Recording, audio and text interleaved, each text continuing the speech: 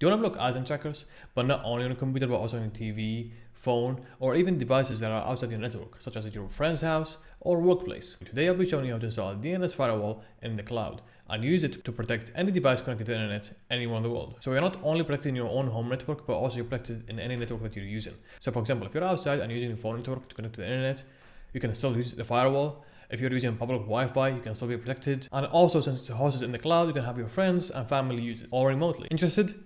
Good. Let's have a little theory discussion on how we're gonna get this to work.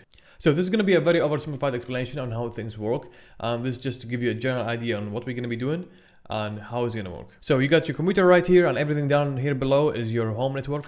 And then you got the internet right here up above. So you got domain name server and you got the service. And the service could be anything. It could be a website, it could be a video game, it could be an app. So when you try and reach a domain name for a service, for example, if you try and reach youtube.com and your PC doesn't have the IP for youtube.com, it's going to send a DNS request to the domain name server. It's going to ask, what's the IP address for youtube.com? And then it's going to reply back with the IP address. Now you got the IP address, and now you can directly connect with the service. Clear? All right. Now, when you load a web page, not everything is hosted on the same server, and not everything is hosted on the same domain, especially with elements such as ads. Because they want ads to be dynamic and different for everybody, usually ads are hosted on a different server. So there has to be a different DNS request for these ads to be served to you. So we can utilize a DNS firewall to filter this traffic and block requests to ads and block requests to trackers, but keep the request to the content of the service we're trying to request. So where does the DNS firewall sit in this simple topology?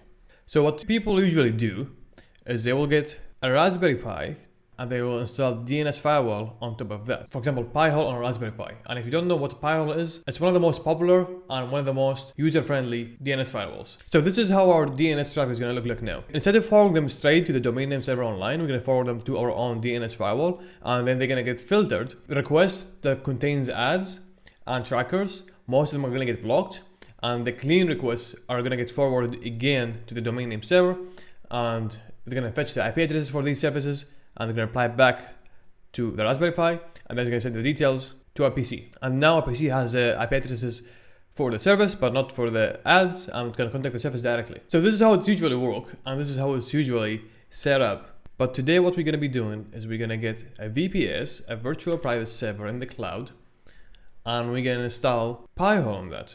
So instead of having Pi-hole on our local network, we're going to have it in the cloud. So now our traffic is going to go from the PC straight to our cloud server. It's going to get filtered. The requests that needs to be forwarded, they're going to be forwarded, and then it's going to apply back to our PC with the IP addresses, and our PC can contact the service directly. Instead of having to configure every single device manually to use our DNS firewall as a DNS resolver, we only really need to configure our home router to use our DNS firewall. And then whenever a device tries to reach a domain name, let's say your PC, your phone, your TV, they're all going to go through your router, and your router is going to forward them to your own virtual private server. Most of the time, DNS traffic is not encrypted. Some of it is, but not always. But since we are hosting our own DNS, we can make sure our DNS traffic is encrypted. And the biggest benefit to this, since we are hosting our DNS firewall in the cloud, we can use it to protect any device on any network. So we can have it protect your entire home network. You can have it protect your work devices. You can have it protect your phone network when you're outside roaming. And of course, you can have all this traffic encrypted, so nobody in between can tell what websites you're visiting and what you're doing online and what apps you're using. One thing you might be wondering, when hosting on the cloud versus on-prem add latency, for example, in loading websites. Now, I did a little bit of testing and I found out the difference is very negligible. So the way I tested this, I cleared my DNS and my browser cache. I loaded 10 different sites 10 different times in 3 different configurations. One with no DNS firewall at all, one with the DNS firewall on my local network, and one with the DNS firewall in the cloud. And then I measured how long it takes to load these sites, and then added the numbers together and then averaged them down. You can see here actually it's 30% faster in loading websites with having a DNS firewall on than having no DNS firewall. And that's because there is less content on the site to load. There is less ads, there is less pictures, and there's less bloat every time you load a website. And you can see also that the difference between a DNS firewall in the cloud versus on-prem is very, very minimal. It's about a couple of percents. So you're probably not going to notice any difference while you're just browsing normally. Alright, enough of the theory, let's go to the technicals. What are you gonna need? You're gonna need two things. A VPS, a virtual private server, and this could be any VPS, it could be the cheapest option. You don't need anything fancy, because we're not gonna be using any CPU power, you're not gonna be using any bandwidth or memory. You just have to make sure of two things. Make sure your VPS is as close to you as possible, and make sure that the VPS has a dedicated IP address. The second thing you're gonna need is a domain name. This is optional, but it's highly recommended. And the reason is because we're gonna use the domain name to get SSL certificate, so then you can encrypt our HTTP traffic to our web UI, and we can also use it to encrypt our DNS traffic. Alright, let's get started. So I'm gonna use Linode, and the only reason I'm using it because I already have an account with them and I already have everything set up. But feel free to use any hosting provider. So for images, I'm gonna use Debian. For region, choose whatever is closest to you. And for the plan, I'm gonna go with a shared CPU. I'm gonna go with the cheapest option, 1 GB of RAM, 1 CPU, and 25 GB storage. That's more than enough for what we're gonna be doing today. Give it a name. I'm gonna name it DNS Firewall. Give it a root password. And then if you have any SSH keys, you can plunge them in there. Click create. While it's doing this thing, you can grab the IP address of your VPS and set up your domain name. So I've already bought a domain name. It's called basetech.xyz. And I'm gonna redirect requests to the virtual private server that I just created. So I'm gonna change the IPs here to my virtual private server, and might as well change the IPv6. Save all changes. Right, I'm gonna let this do its thing. It might take a few minutes for it to have everything ready. The VPS is done cooking. So it's time to launch the terminal. So open up a new terminal, SSH to your new server, say yes for the fingerprint, and enter in the root password. First thing first, make sure that everything's up to date. apt update, and then apt upgrade, and yes to everything. Right, done. And it's always a good security practice to add a new user and limit the privileges that user can have. So to add a new user, I'm gonna do user add dash lowercase m, capital letter G. I'm gonna add this user to the sudo group, and I'm gonna name this user Bill, and I'm gonna define the shell to be bash. Enter. We have a new user. So now I'm gonna give the new user a password. Pass wd Bill. Put in a new password for that user. Done. We can clear the screen and we can switch to the new user. Sweet. Now we get our virtual private server is up and ready. We got our new user. The first step we're gonna do is we're gonna install Pi-hole, which is gonna be our DNS firewall. Okay, to do that, we're gonna do sudo curl dash lowercase s, capital letter S, capital letter L, https install.pi-hole.net-bash. I'm gonna have the commands on the description. This is a script provided by the Pi-hole team, and it's gonna automate the install for you, so you don't have to go and configure everything manually. Type in your sudo password and let it do its thing. Alright, it's gonna tell you, it's gonna turn your device into a DNS server. Say yes, yes, agree. And it's gonna ask you, does your device have a dedicated IP address? Say yes. After the request reaches your DNS firewall and they get filtered, where they're gonna get forwarded to if your firewall does not have the IP address. And you can choose whatever domain name server you want. I'm gonna go with the default one, I'm gonna go with Google. Say yes to this. Do you want the web admin interface? Say yes. And do you want the server for that? Say yes. Do you want to log the request? And since it's my own server, I'm gonna log the request. Say yes. It's gonna ask you what do you want to log. Again, since it's my own server, I'm gonna use it for my own stuff. I'm gonna log everything. Done, easy peasy. Installation complete, everything is successful, and it's gonna give you the address to access your admin panel. And it's also gonna give you the password for the web panel. But since this password is very random, you're probably not gonna remember it, so it's always a good thing to change it right away. So the command for that is gonna be Pi-hole -a -p, press enter, put in a new password. Done. Now let's check our new server. I'm gonna put in the link that it gave me, press enter, and now we can access our admin panel. So everything's up and running and everything looking good.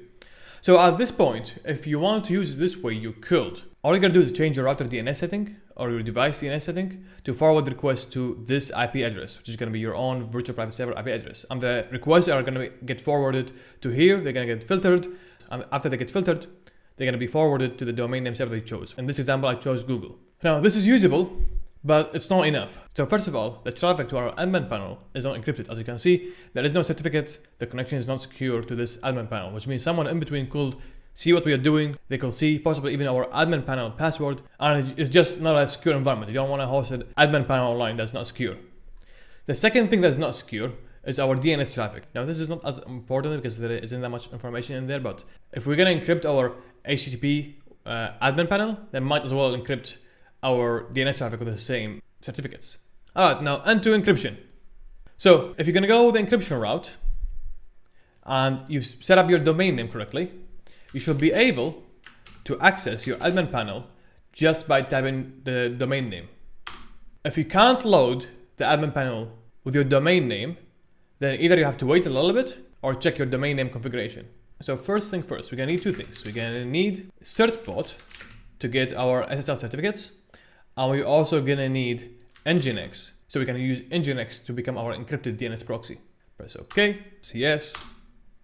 Alright, so now that we got these installed, first thing we're gonna do after is we're gonna get the certificates. So we're gonna need sudo for this, so sudo certbot cert only --webroot -w /var /www /html -d and then the name of your domain name. So mine is gonna be basetech.xyz. Press enter. It's gonna ask you for your email address, type in yours. It's gonna ask you about the terms of service, say you agree. Do you want to share your email? Say no. Give it a second. And congratulations, your certificate and chain have been saved at this location. Perfect, so now we acquired the certificates. Alright, so now we're gonna have to do one thing with these certificates to make them compatible with the Pi-hole web server. And for that, we're gonna need to be using root. So I'm gonna type in su, switch to my root. So we're gonna navigate to etc, let's encrypt live your domain name, mine is basetech.xyz, press enter, ls, this is all the files in here, and we're gonna combine two files into one. So type in cat privekey.pem cert.pem and then put them into combined.pem. Press enter. That's done. We can go back to our regular user. Now we can configure the Pi-hole web server to use these certificates. So to do that, you're gonna have to use a text editor. So I'm gonna use Vim for that. So I'm gonna sudo vim etc lighttpd, which is the web server software, conf available 10.ssl.conf. And then in here, make a new line and then insert these certificates. So to do that, type in ssl.pem file, space equals, and then the link to your combined file. So this is gonna be etc let's encrypt /live / your domain name, basetech.xyz /combined.pem. And then close this, and now we're gonna have to link to the other file. So ssl.ca/file equals to etc let's encrypt live basetech.xyz. Of course, just use your own domain name in there. chain.pem, and then we close this. Right, so once you link these certificates, delete the old link. It's gonna be this one, ssl.pem file, blah blah blah. Because you already have an entry here, we don't need to have two entries. So delete that and save and exit.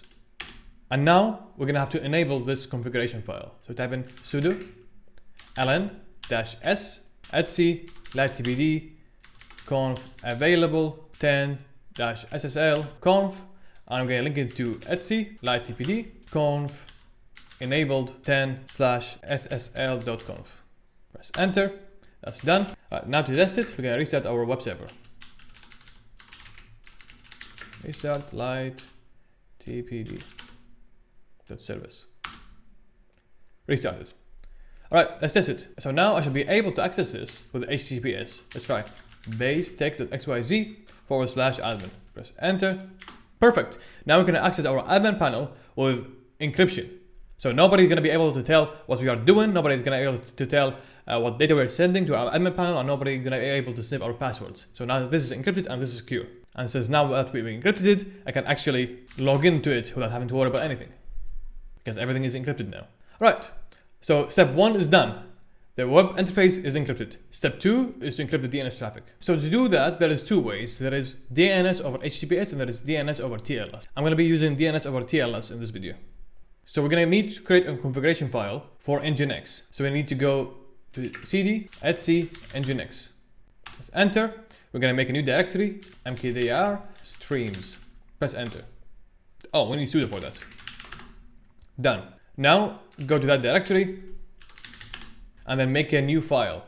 This is going to be our configuration file. So vim, I'm going to name this file DNS over TLS. Press enter. I'm gonna have all of this in the description, so you're gonna have to type it manually. But basically what we are doing here, we are making a server that listens to port 853 and then only accepts requests that are encrypted with TLS 1.2 or 1.3, and then it's gonna forward these DNS requests to our local host. And what's on our local host? It's a DNS firewall. So you see here domain in curly brackets, just remove that and put in your own domain name. Mine, of course, is gonna be base.xyz. And then you can leave everything the same. Save and exit. Now we need to configure Nginx to use this configuration file. So to do that, we're gonna go to etc nginx, nginx.conf, press enter, go all the way to the bottom, type in stream, curly bracket, enter tab.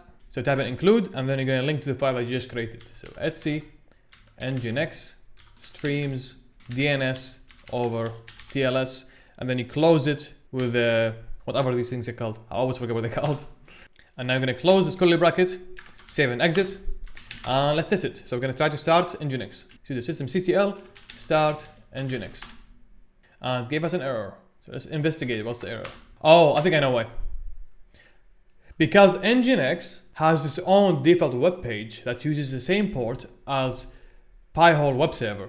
So it's not going to be able to start. So we're going to have to disable that. So to do that, type in sudo rm to remove etc nginx sites enabled default. We don't need the default web page. You can remove that from there. And now I'm going to start again. So sudo systemctl restart nginx. Perfect.